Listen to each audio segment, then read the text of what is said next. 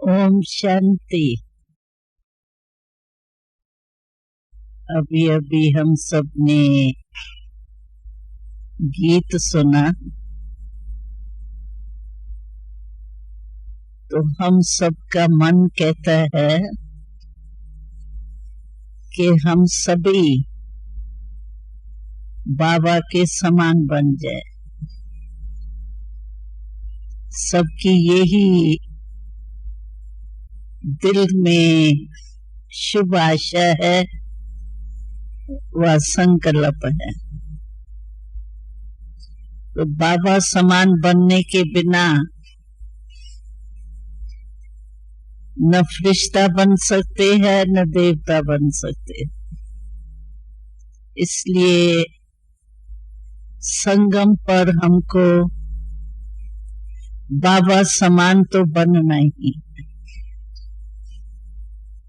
तो बाबा समान बनने के लिए जो शिव बाबा ने ब्रह्मा बाबा द्वारा लास्ट में हम सब बच्चों के प्रति 3 शब्द उच्चारे थे। मैं समझती हूँ सभी को याद होंगे वो 3 शब्द 18 जनवरी के शाम के मुरली का। अगर वो 3 शब्द हम अपने जीवन में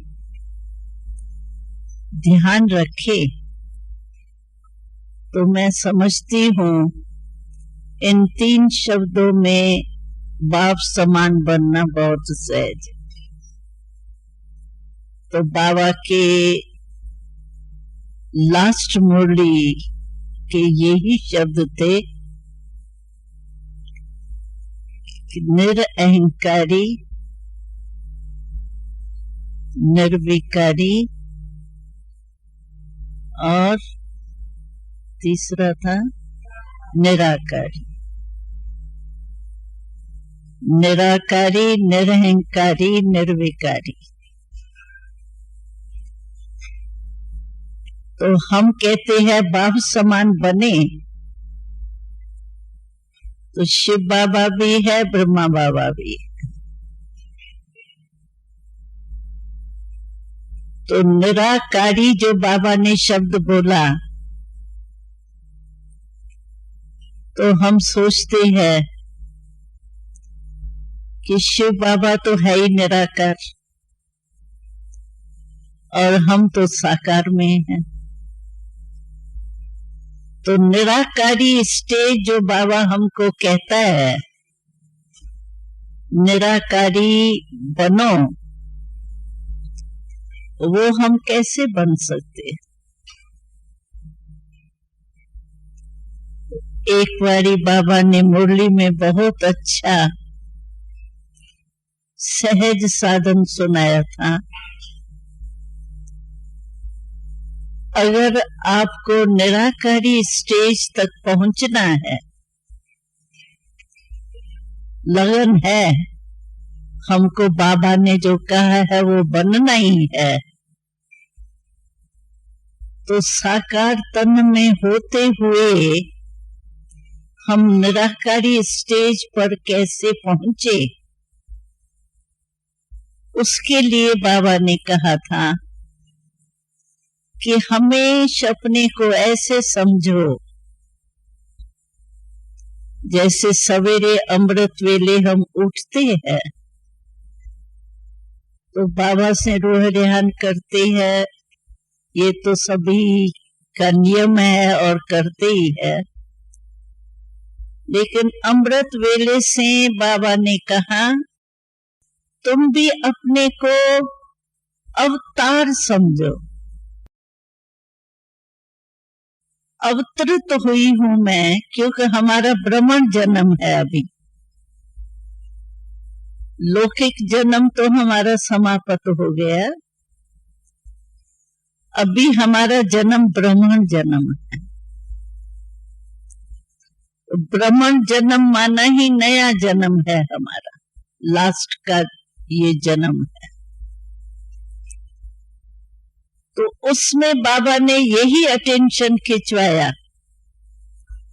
तुम भी अपने को अवतार समझो। जैसे मैं ऊपर परम धाम से आत्मा इस शरीर में अवतरित हुई हूं कार्य करने के लिए, तो अवतार समझने से क्या होता है, कहां से आई हूं, अवतार हो माना कहां से अवतरित हुई हूं, तो अपना परम धाम निराकार धाम याद आएगा। और निराकार धाम से मैं निराकार आत्मा इस साकार शरीर में प्रवेश हुई हूं, तो अपना निराकार धाम और निराकारी स्टेज, निराकार क्योंकि आत्मा तो निराकार है, हम परमात्मा भले नहीं है लेकिन आत्मा भी तो निराकार है ना। तो जब हम अपने को अवतार समझते हैं तो मैं आत्मा कहां से आई हूं और क्यों आई हूं। अवतार जो भी आए हैं वो किस लिए आते हैं, कोई न कोई विशेष कार्य करने के लिए अवतार आते हैं। जो भी अवतार आए हैं वो अपने को पैगंबर कहते हैं, मैसेंजर कहते हैं। तो मैं भी परम धाम से आत्मा उतरी हूं इस साकार ब्रह्मण तन में, क्योंकि ब्रह्मा के बच्चे हम अपने को कोई भी एड्रेस लिखता है तो यही लिखते हैं बी के फलाना, बी के फलानी। तो बी के फलानी लिखते हैं माना ही कि हमारा अलौकिक जन्म जो है वो ब्रह्मा बाबा द्वारा हुआ, इसीलिए बी के फलाना लिखते हैं। तो अगर हम अपने को निराकार आत्मा अवतरित हुई है कार्य कौन सा करने के लिए, तो बाबा ने हमको सबको हम ब्राह्मण जीवन का ऑक्यूपेशन सुनाया है। हमारा ऑक्यूपेशन सभी का एक ही है, दूसरा दूसरा तो नहीं है ना, एक ही है ना। तो हमारा ऑक्यूपेशन क्या है, विश्व परिवर्तन करने वाले, विश्व कल्याणकारी, ये हमारा ऑक्यूपेशन है। कोई भी हमारे से पूछेगा हे ब्रह्मा कुमारी, ब्रह्मा कुमार आपका ऑक्यूपेशन क्या है, तो क्या कहेंगे, यही कहेंगे ना। तो हमारा ऑक्यूपेशन अवतरित हुए है निराकार आत्मा, और किस लिए अवतरित हुए हैं, तो हमारा ऑक्यूपेशन ही है विश्व कल्याणकारी। और जब विश्व कल्याणकारी हम कहते हैं अपने को, है भी, कहते नहीं है, तो विश्व कल्याणकारी जो विश्व का कल्याण करने वाला है, कल्याण क्या करना है हमको, परिवर्तन क्या करना है, अपवित्र सृष्टि को पवित्र बनाना है, कलयुग को सतयुग बनाना है, यही हमारा ऑक्यूपेशन है।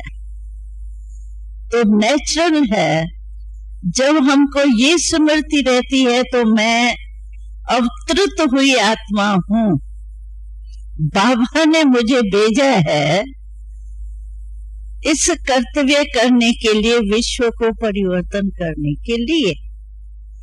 जब हमारा लक्ष्य विश्व को परिवर्तन करने का होता है तो नेचुरल है हमको इस ऑक्यूपेशन के साथ पहले स्व का परिवर्तन होगा, तब विश्व का परिवर्तन।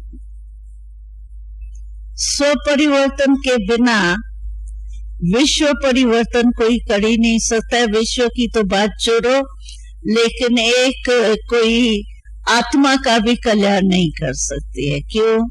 प्रभाव पड़ता ही है स्व परिवर्तन से।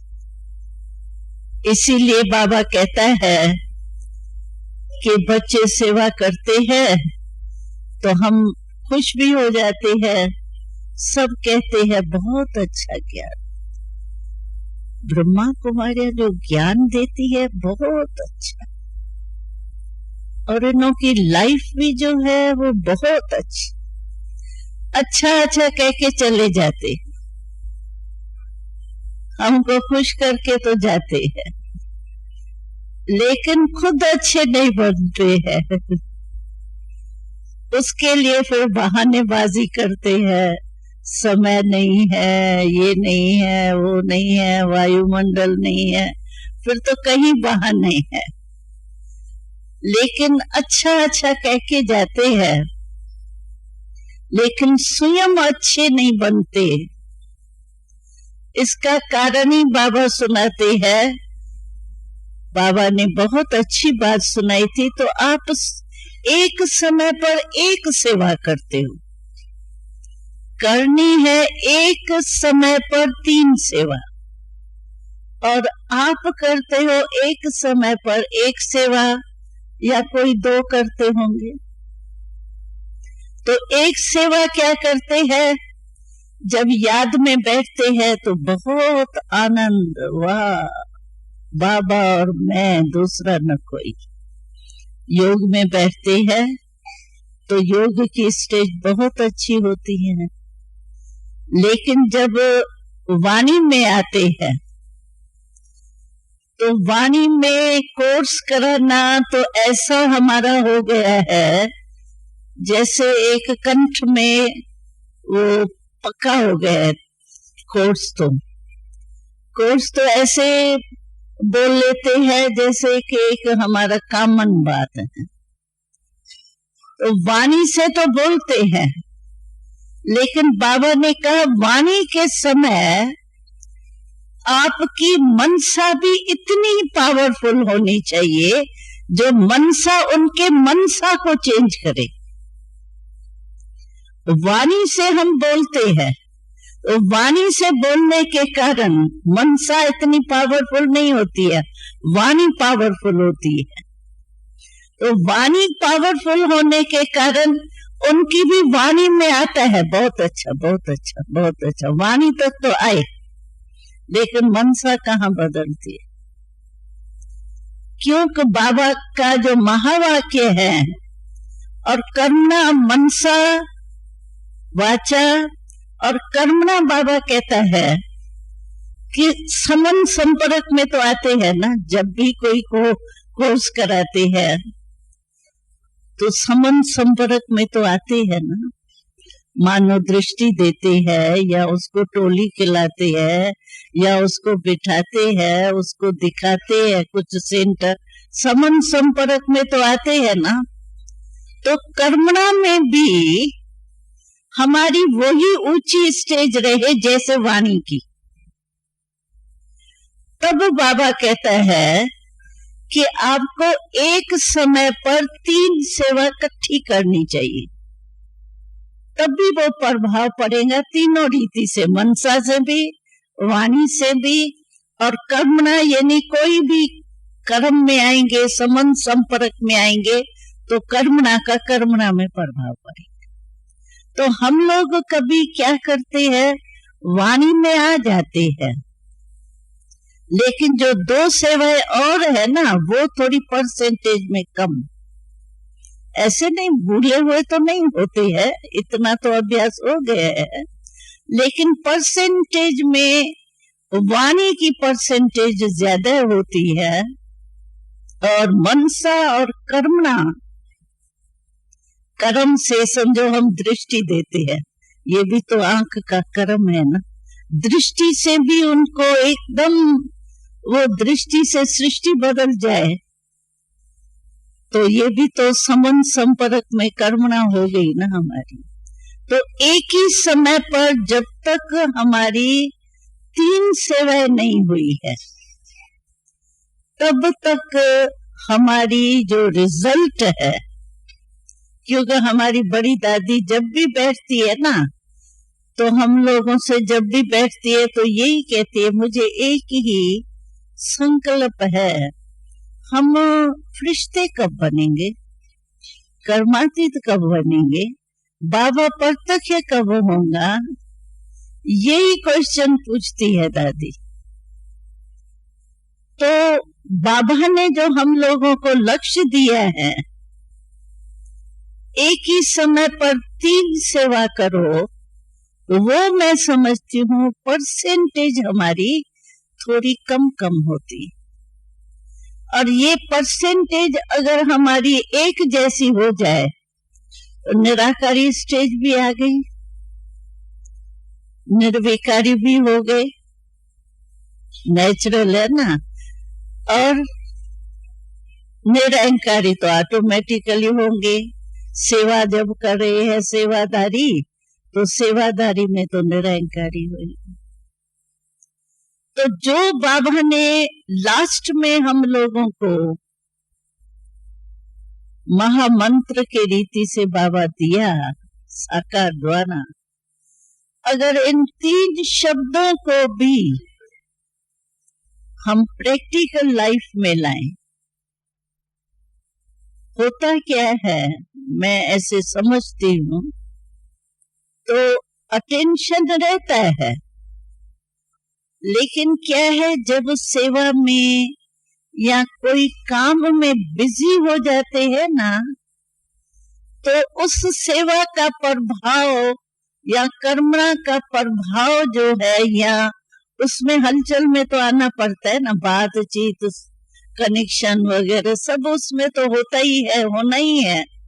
तो उसमें क्या होता है, अटेंशन उस तरफ ज्यादा चला जाता है, उन बातों में, और जो मनसा हमको अपना बिल्कुल पावरफुल रखनी है, वो कमी हो जाती। तो ये हमको बैलेंस रखना पड़ेगा, मनसा वाचा कर्मणा तीनों में बैलेंस हो।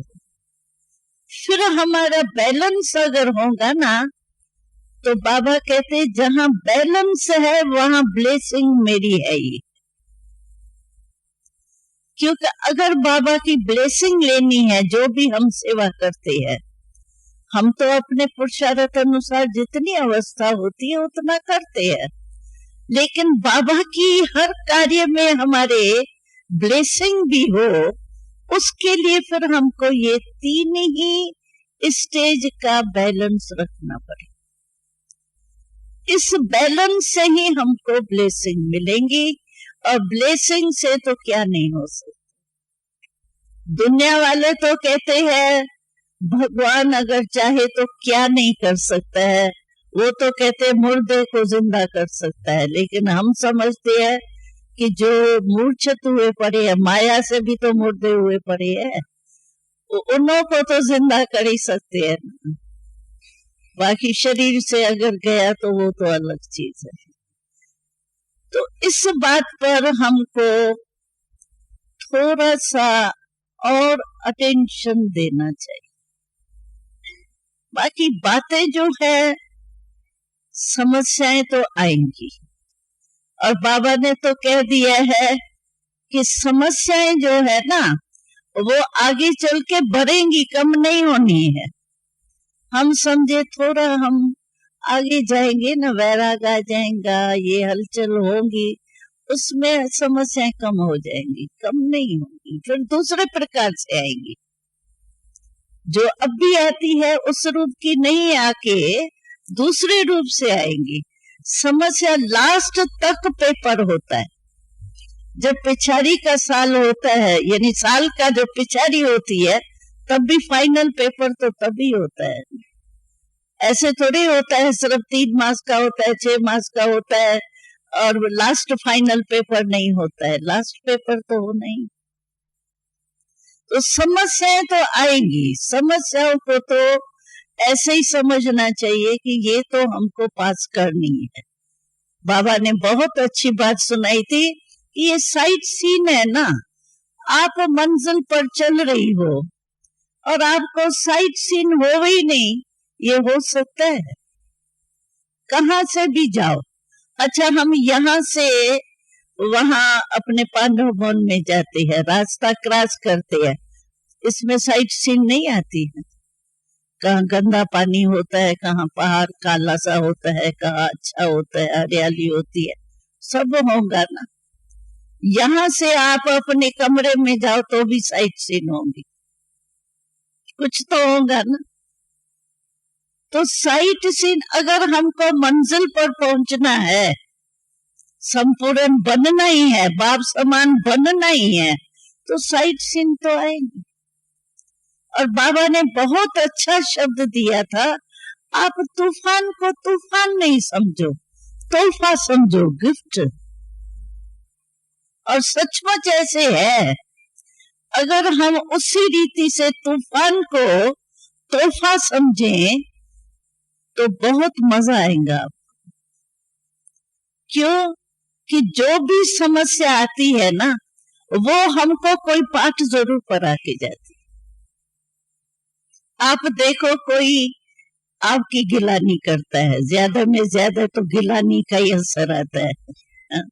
समझो कोई गिलानी करता है, बात हुई नहीं, मैंने ठीक किया नहीं, गलत, लेकिन वो मेरे को पूरा ही गलत मान के और मेरे को वो निश्चय कराता है कि तुम गलत हो। भाई मैं हूं ही नहीं गलत, और वो कहता है नहीं तुम हो ही गलत। इस पर ही ज्यादा समस्या आती है। भाई ये झूठ क्यों बोलता है, ये मिसअंडरस्टैंड क्यों करता है, यही संगठन में थोड़ा बहुत आता है, ज्यादा में ज्यादा। और बाबा तो कहते हैं गिलानी जो करे उसको गले लगाओ। कहाँ गिलानी और कहाँ गले लगाओ। हमने देखा था एक बारी, बाबा की बात है, प्रैक्टिकल ब्रह्मा बाबा की, साकार बाबा की। तो कलकत्ता में एक अखबार निकलती है, नाम मुझे भूल गया, नाम विश्वामित्र, विश्वामित्र। और नाम भी देखो कितना अच्छा है, विश्वामित्र अखबार। और उसमें क्या है, बाबा जो साकार बाबा की पास्ट लाइफ है ना, वो लिखा था कि साइकिल रिपेयर करने वाला था। कहाँ बाबा ज्वेलर, और लिख दिया साइकिल रिपेयर करता था या साइकिल का धंधा करता था। तो हमारी निर्मल शांता दादी वहां रहती है कलकत्ता में। तो उसने जब पढ़ा ना तो उसको बड़ा आया संकल्प, तो ये क्या, मैं तो बाबा की लौकिक लड़की हूँ, मैंने तो बाबा को देखा है। तो बाबा को लिख के भेजा, बाबा इस अखबार वाले के ऊपर तो मैं केस करूंगी, केस करूं। तो बाबा ने उत्तर में क्या लिखा उसको, बाबा ने लिखा, बच्ची तुम ये तो सोचो, बाबा जो है वो अपकारी पर भी उपकार करने वाला है, और दूसरी बात तो मेरा बच्चा है वो भी, तो बाप बच्चे पर केस कर सकता है, ये ला है।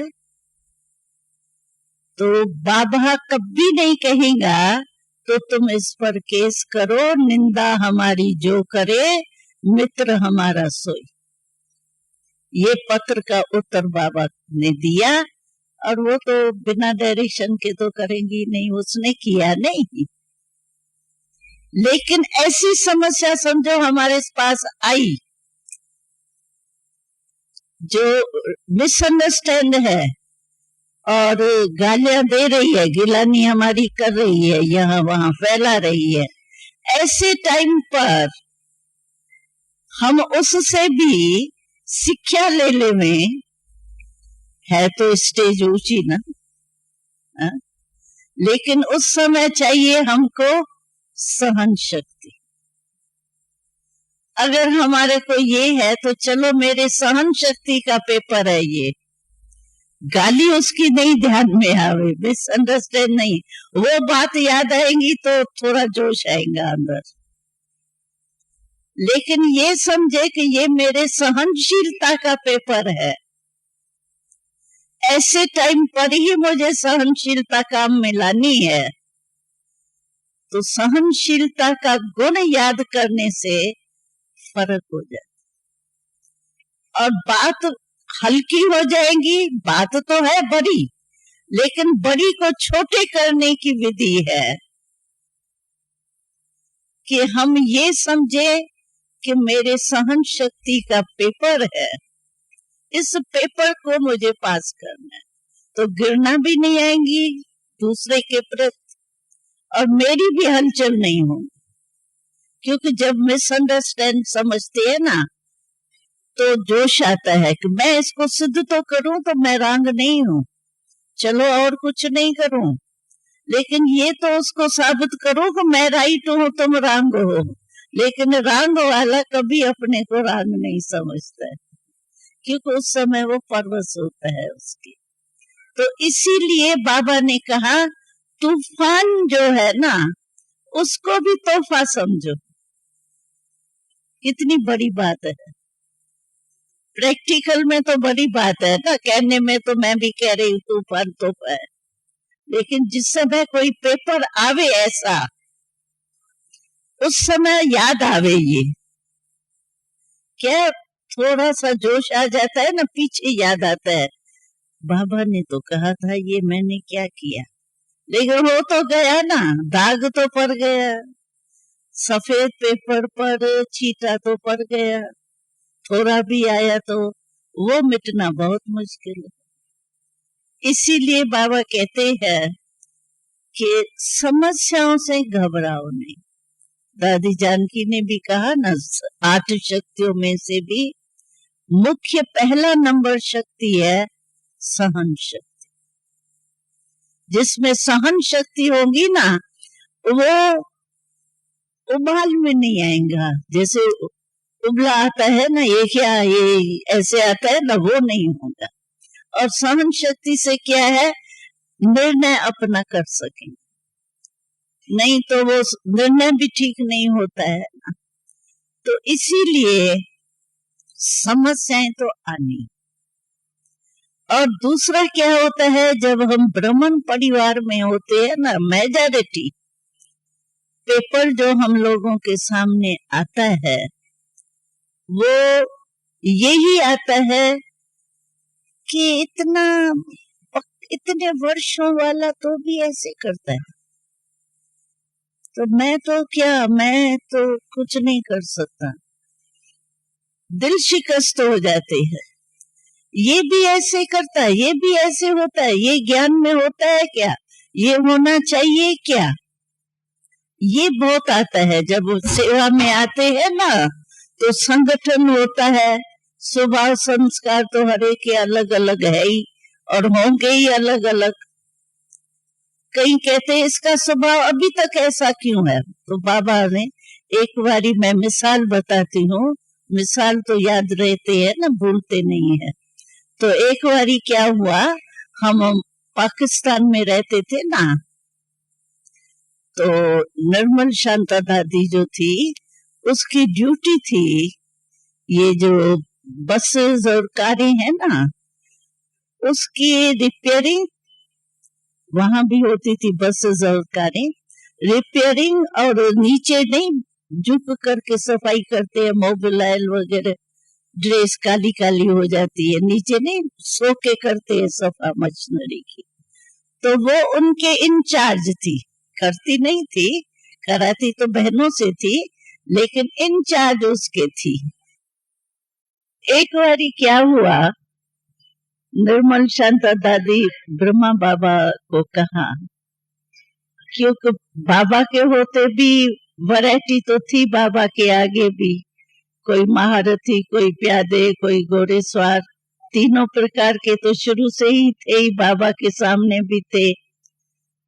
तो जब बहुत थक गई थी ना, ये काम ऐसा है जो थकावट का तो है ही, तो थक के आई ना, तो बाबा ने वो बहुत प्यार से बोला, बच्ची तुम थक के आई हो, तुमने बहुत सेवा की है। तो उसको बहुत वो आ गया, कहा बाबा हम लोगों को आपने काम दिया है, और जो वो घोड़े सवार है वो तो आराम से सोए पड़े हैं, और हमको आप कहते हो काम करो काम करो। ये क्या आपने किया है? वो थक के आई थी ना, तो बाबा ने कहा बच्ची इसमें बहुत राज है। बाबा इसमें क्या राज है? वो सोए रहे और हम काम करते रहे।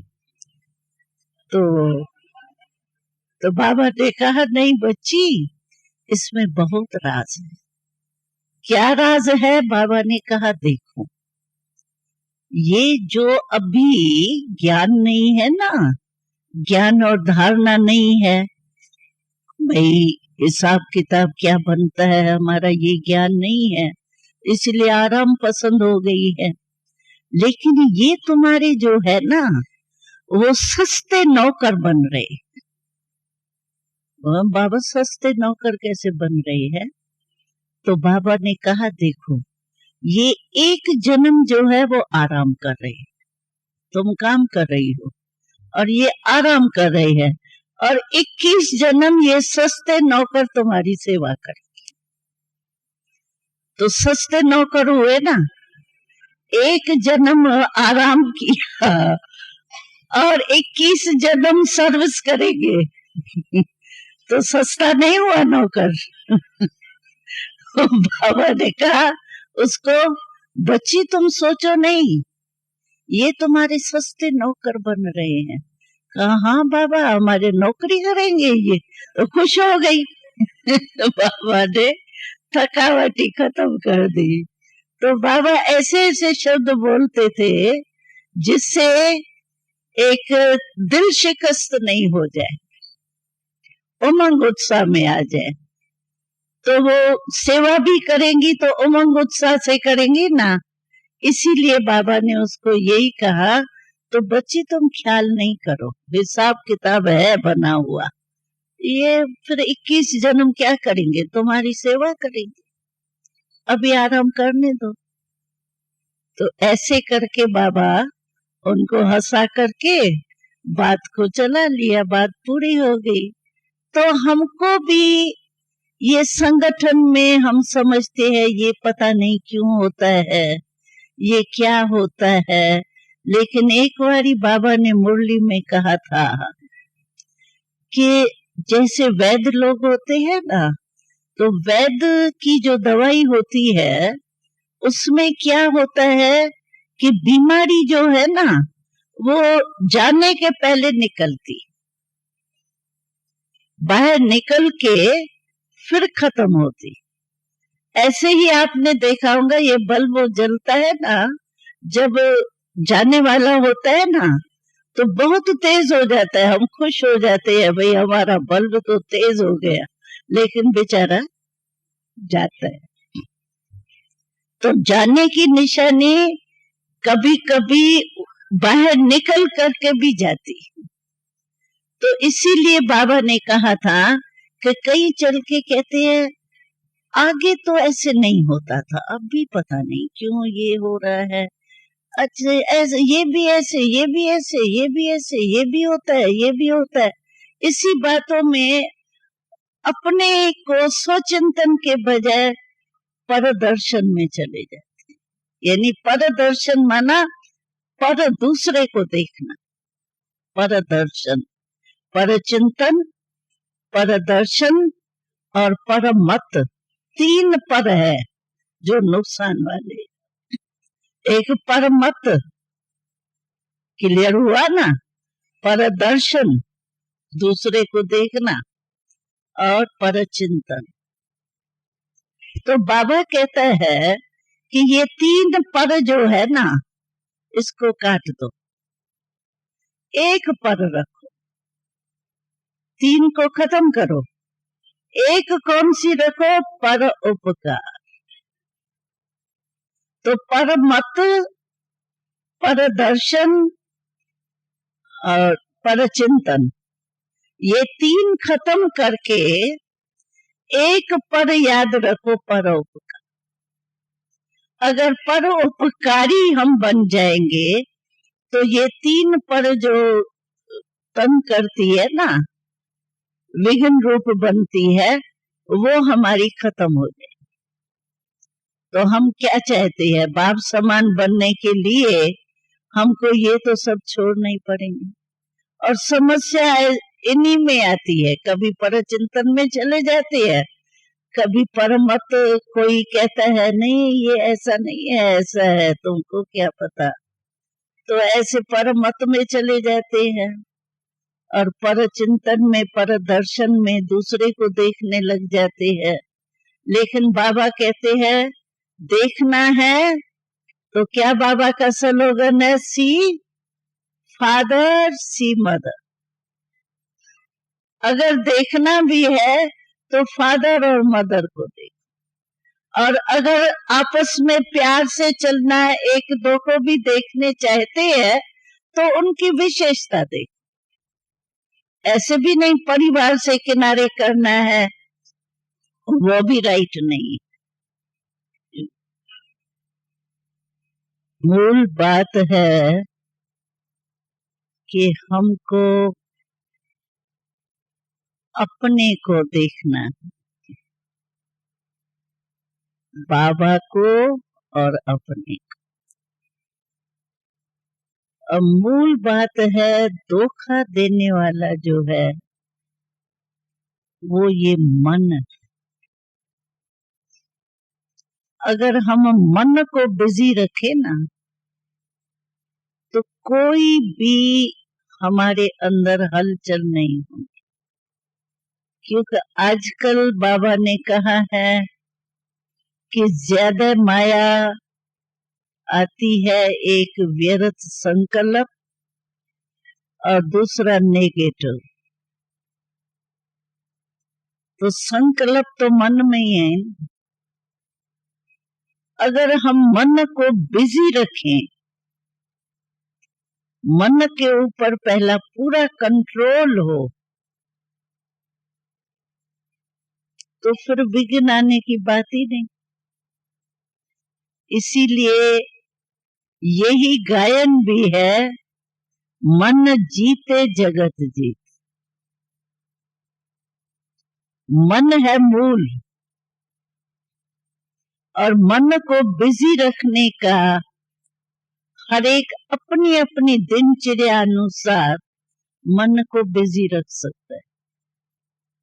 दूसरा कोई आपके मन का टाइम टेबल नहीं बना सकता है। कर्म का टाइम टेबल, दिनचर्या बनी हुई है भी हमारी, और कोई विशेष समय पर बना भी सकते हैं।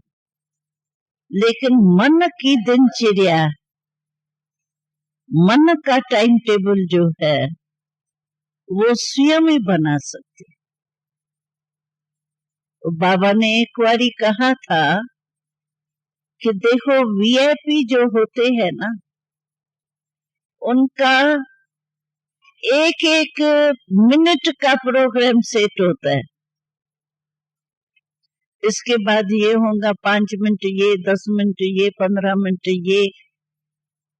तो आप तो वो तो वीआईपी है और आप तो वीआईपी है, जितना भी वी लगाओ। तो हमारा भी तो टाइम टेबल ऐसा सेट होना चाहिए ना।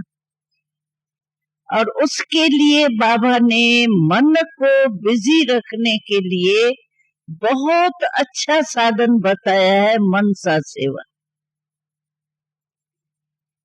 मनसा सेवा की जिम्मेवारी हमको याद रहे। कई समझते मनसा सेवा करने के लिए शायद अलग योग में बैठना पड़ेगा, लेकिन नहीं, चलते फिरते भी मनसा सेवा कर सकते हैं। क्यों? आप सोचो, कई काम हमारे ऐसे होते हैं जिसमें काम भी कर रहे हैं वो, लेकिन मन हमारा चारों ओर चक्कर लगा के भी आ जाता है। जैसे खाना बना रहे हैं, मानो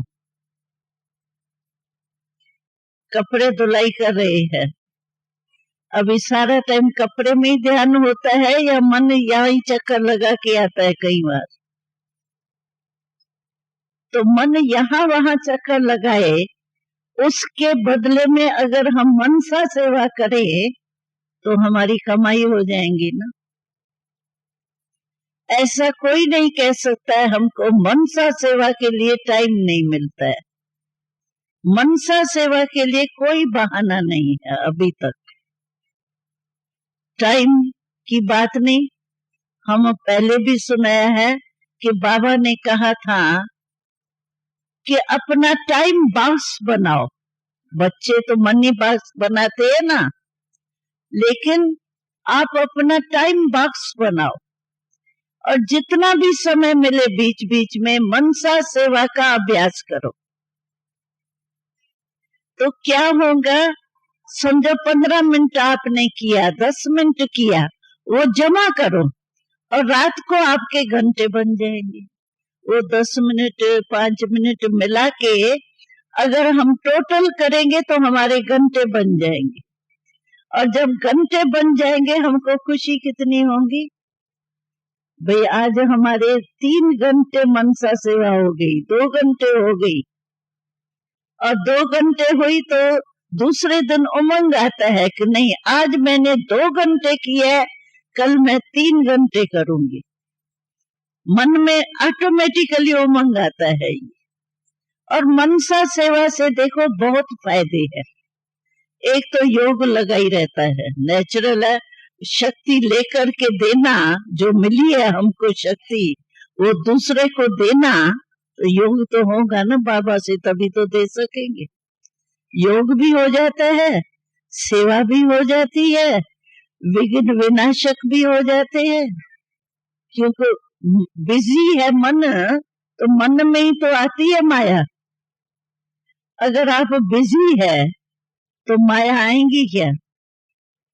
बाबा ने नहीं कहा वो कभी चूहा आ जाता है तो चूहा निकालने गए, बिल्ली आ गई, बिल्ली निकालने गए तो कुत्ता आ गया, तो भिन्न भिन्न आते हैं ना, तो वो सबसे छूट जाते हैं, विघ्न विनाशक हो जाते।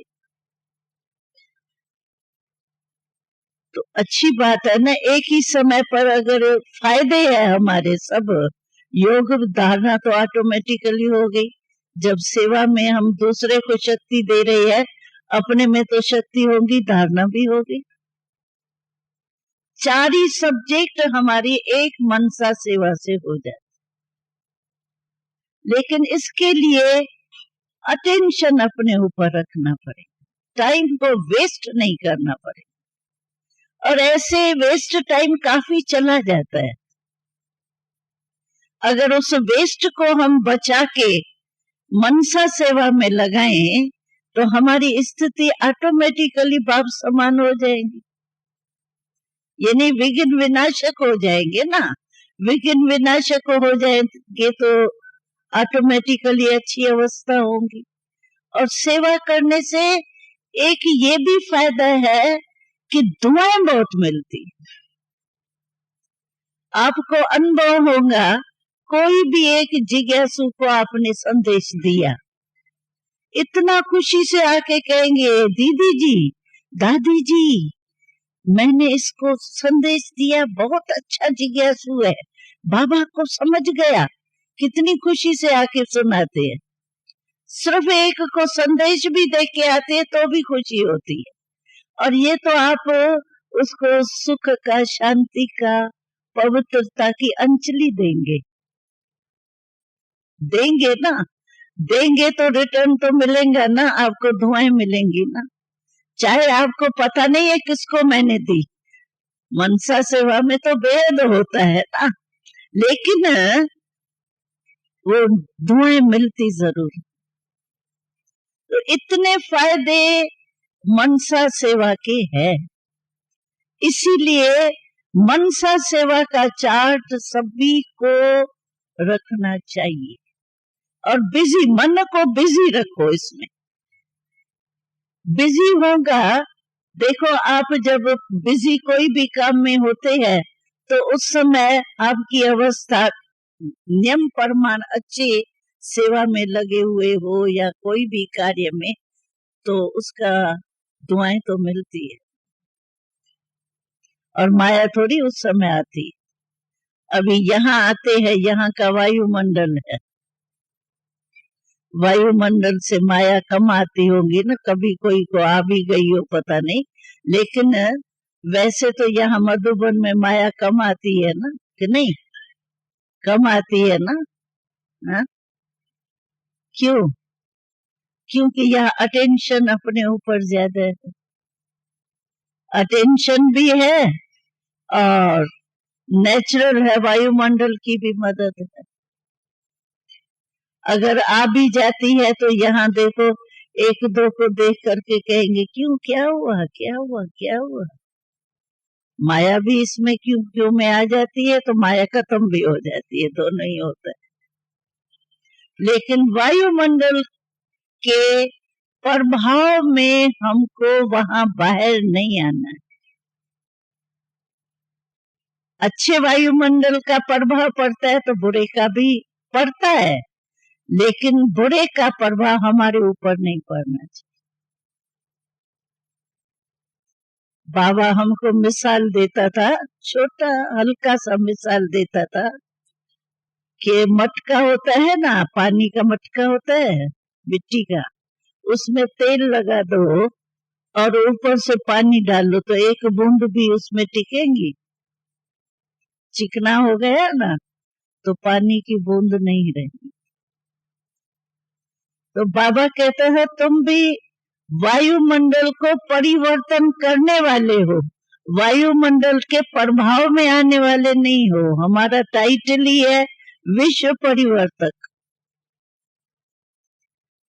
तो विश्व को परिवर्तन करने वाले फिर प्रभाव में कैसे आ सकते हैं वायुमंडल? क्योंकि कई कहते हैं मेरी अवस्था तो बहुत अच्छी रहती है, लेकिन वायुमंडल बहुत ऐसे, थोड़ा वायुमंडल का असर आ जाता है, लेकिन वायुमंडल का असर हमारे ऊपर नहीं आ सकता। उस समय याद करो मेरा ऑक्यूपेशन क्या है, विश्व परिवर्तन करने वाली हूं मैं, या विश्व के वायुमंडल में आने वाली हूं। अगर कोई टीबी का डॉक्टर हो और टीबी पेशेंट की सेवा करते करते टीबी उसको भी लग जाए तो क्या कहेंगे? कहेंगे डॉक्टर है क्या है? विश्व परिवर्तक है तो विश्व के खराब वायुमंडल का असर हमारे ऊपर नहीं आना चाहिए। हम तो परिवर्तक, ठीक है ना? तो बाप समान बनने के लिए 3 शब्द रिवाइज करना बाबा के लास्ट मुरली के, तो हम बाप समान बन के बाबा को दिखाएंगे। ठीक है? ओके? ओके, ठीक। ओम शांति।